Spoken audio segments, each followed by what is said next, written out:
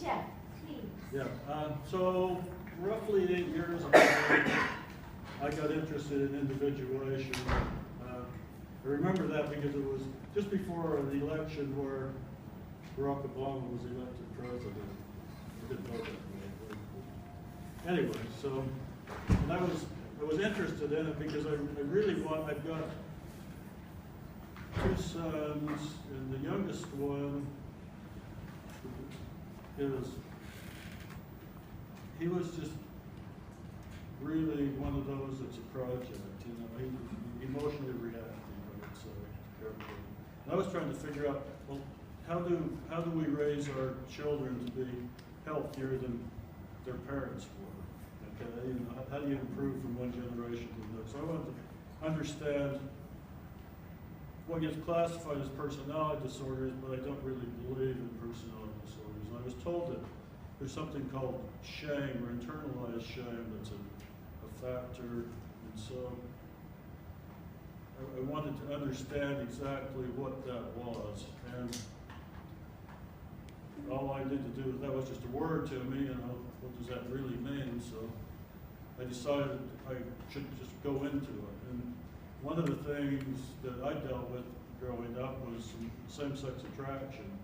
And if 8 years ago in California, there's a big deal on Proposition 8 was in the works. And I was in Utah, and the church there was really pushing Proposition 8. And one of my best friends that came out of the blue as a spokesman on TV had 2 gay sons that lived in California, and one of them lived in California. And so I figured, I dealt with what I felt to my satisfaction were shame issues a long time before that, and I was happy with myself, but I'd never really been very vocal about it. You know, something I talked with about the woman I married,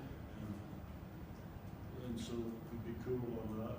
But I decided, well, I just got to be more vocal about this and go into it. You know, it felt like dying. Okay, and a couple days after that, I was just walking along, working at the farm one day, and all of a sudden, my subjective experience changed. It felt really good. Okay, and on the other hand, it freaked me out because I didn't believe in stuff like that. I decided that, what got me interested in coming to SAM, because this is non-duality seemed to be the word that got associated with experiences like that. And I went sort of on walkabout for a couple of years, reading everything I could get, especially on individuation, religious interpretations of experiences, philosophy.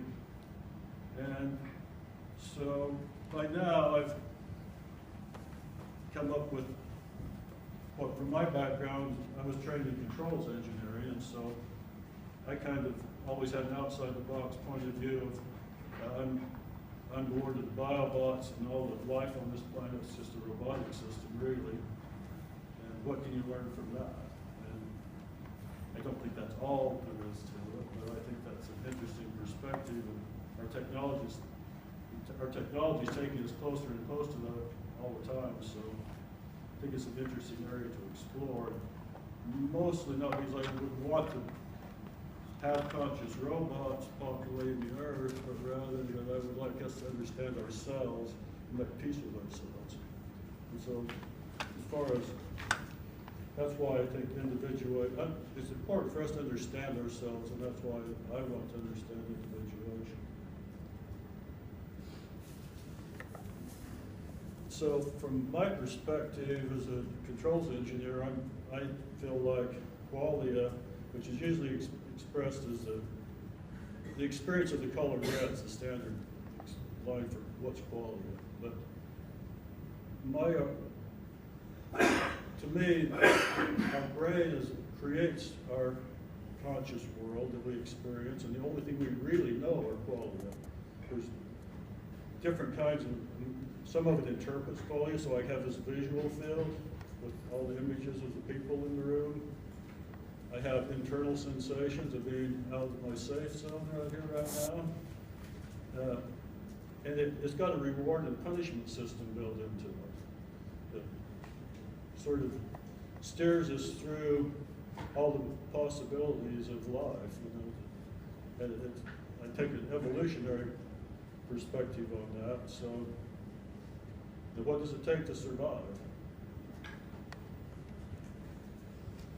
And the most intense and primary drive from my reading on the subject comes from attachment theory developed by John Bowlby and Mary Ainsworth on what happened to children who were separated from their parents at young ages, and then how that played out. And by now it's been developed to, you'll see maybe 4 different varieties of attachment style, and I can get a little bit further in if there's time.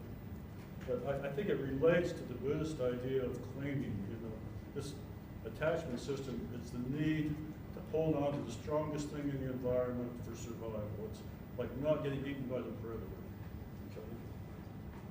okay? And so its intensity is life and death, and timing has to be fractions of a second count for life and death survival. So whatever we are experiencing is really, really intense, I would say, comes from this part of us, this primitive part of us. It's an adaptation for survival.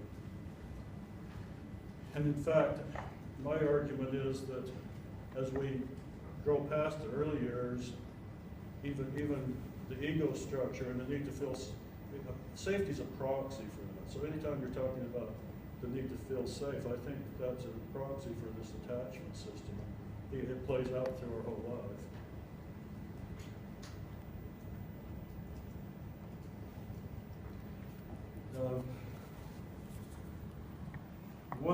The thing I was investigating when I triggered that reaction in myself was this idea of shame and what shame viscerally feels like. And the experience I've interpreted, I don't know what it was, but possible interpretations, it's a change in how consciousness is being integrated in my brain. As a mechanical engineer, I can think of different vibration modalities, and it was an instantaneous thing. There was no inertia to it. It wasn't neuroplasticity. It was just, I was taking a step in one moment. It was one way, next moment was a different way. And so that's got to be something to do with vibration modes, how things are assembling. But the part that felt good to me, I'm sure, was that there's been something that just suddenly shut off. There was a conditioning quality that made me want to conform to society. Wanted me to be accepted, fit in, and I think that's something that we need for proper development, to actually be socialized properly and develop the capacity for compassion. Because we have to be able to know other people's suffering by experiencing suffering ourselves. And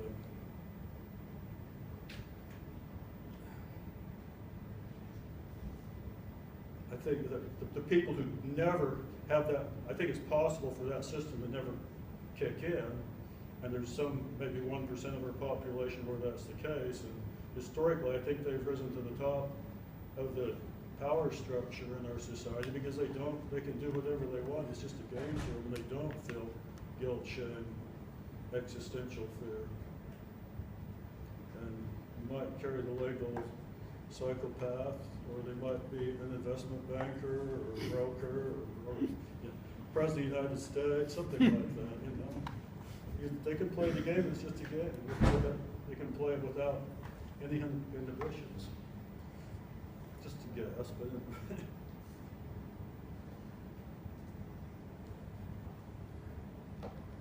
so in that, what we call this non-duality, or there's cases like what I experienced where it's sudden, but then there's lots of other ways it can happen from what reading I've done on it.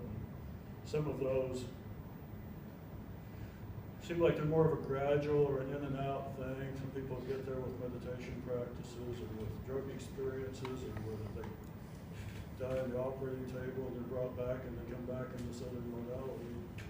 But what it does is it frees the mind to kind of run wild, you know. It's not inhibited by this system anymore, so then it becomes a more creative way of being conscious, and it can be really ungrounding because in the process it seems like there's a loss in the ability to see oneself as others see them.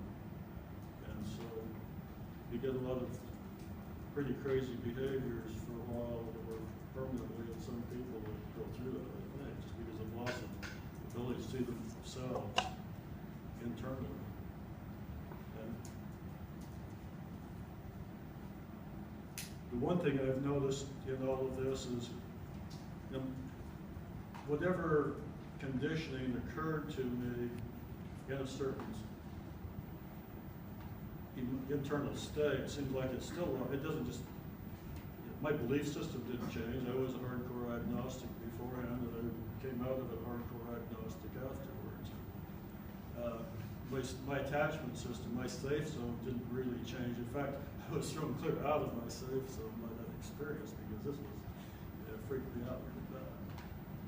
But like, the last time I had to give a presentation in a room like this was about 35 years ago, so I know my safe zone here, regardless, you know. I might could be naked up here and not feel shame about that, although I would feel compassion.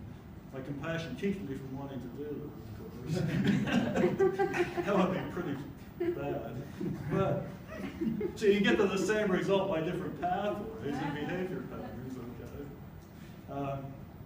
But it just, you know, the conditioning is still there, the attachment conditioning is still there. My safe zone, or you know, what I feel comfortable with didn't really change.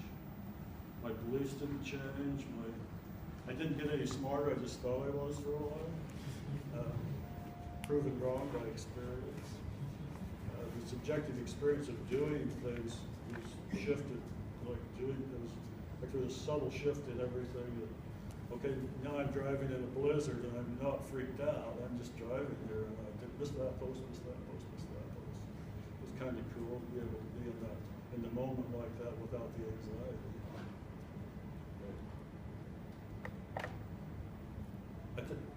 The reason I wanted to get into this partly is to explore how there's different pathways through individuation paths. Because whatever, you know, there's lots of stories about non-dual experiences, and a lot of them are fairly radically different. And I think a lot of the experience that you have has to do with where you're coming from and different ways that we develop from birth or before birth. And for examples, the introvert-extrovert axis, like I've done Briggs-Myers, if anybody's familiar with that categorization. And before this happened, I played around with that and tested like INTJ, I think. Really hardcore introvert, in my head type person. After this experience, when I tested it, it was pretty hard extrovert, actually. ENT and the J part, yeah, it was pretty undifferentiated. So, which gets into the personality modalities. There's basically 4 different ways that we can survive in the world. From what personality theory says, and even slow like a cloud forming over a mountain. You know, you start something a certain way, just the energy dynamics takes it that way. So if you start processing the world in a certain pattern, that's going to be self-reinforcing because of the efficient. There's an energy conservation thing. If you specialize, it's like being left-handed and right-handed or ambidextrous. Everybody pretty much chooses one or the other for the most part. It's a specialization that's more efficient.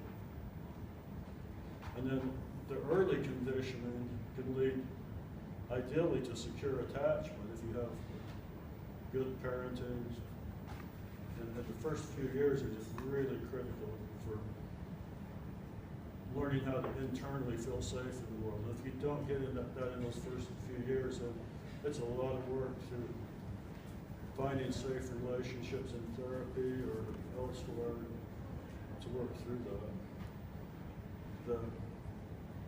And as far as the insecure, it seems like there's really a couple of different pathways people flow through that. And one being they need an external emotional regulator to help them.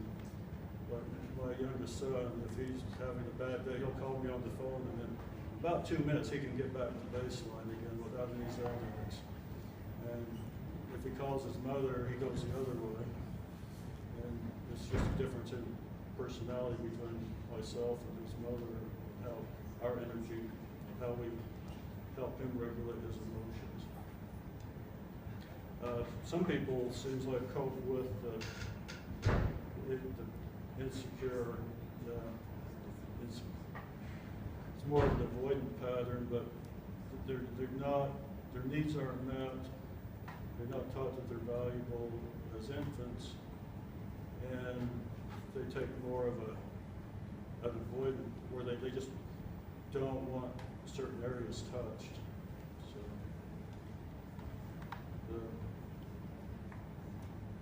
and it ends up with a fairly different, more of a, we can't talk, I can't laugh about my hands being small, you know, type of pattern. It's really important to be able to laugh at yourself, and not get too caught up in the specialness of everything. You know, if you're not being able to see yourself, and you sort of float off baseline out into fantasy land, and it's really good to not take yourself too seriously. I tried to go through a general path where basically at the surrender point, you know, saying we're all coming, anybody who has a non-dual experience is going to be coming into it from different directions, and the flavor of that experience, I think, is going to be really dependent on their initial starting point before the experience.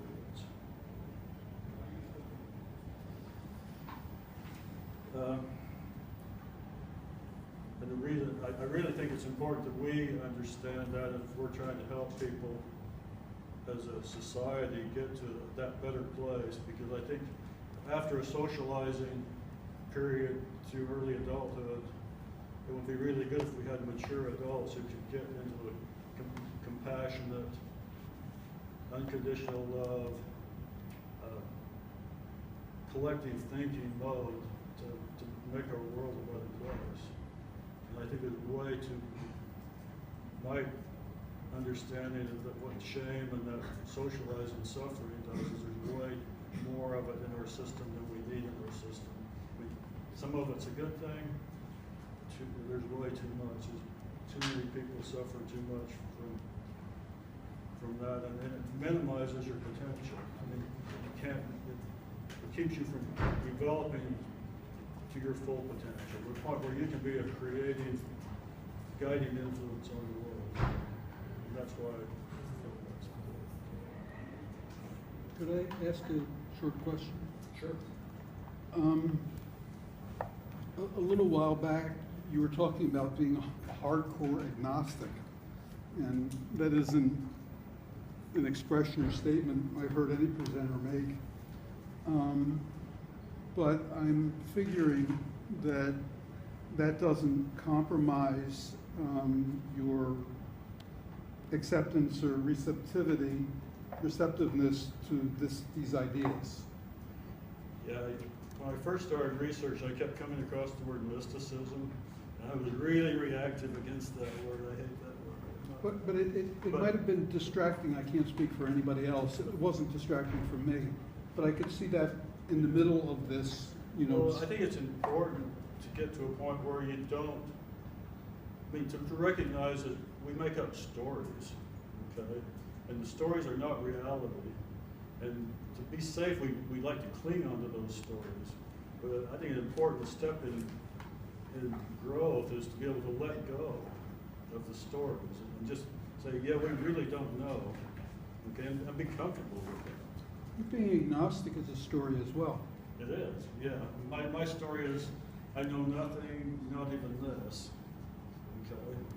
But but it doesn't block you from taking in these ideas. It doesn't make you less I play with interested. the ideas. It doesn't make you less interested. No, not at all. But that doesn't mean I believe what I'm saying. Well, I think you do believe what you're saying. Maybe the conversation, you could speak with Jeff outside if you would like to continue the conversation. Okay. Let's all give Jeff a hand.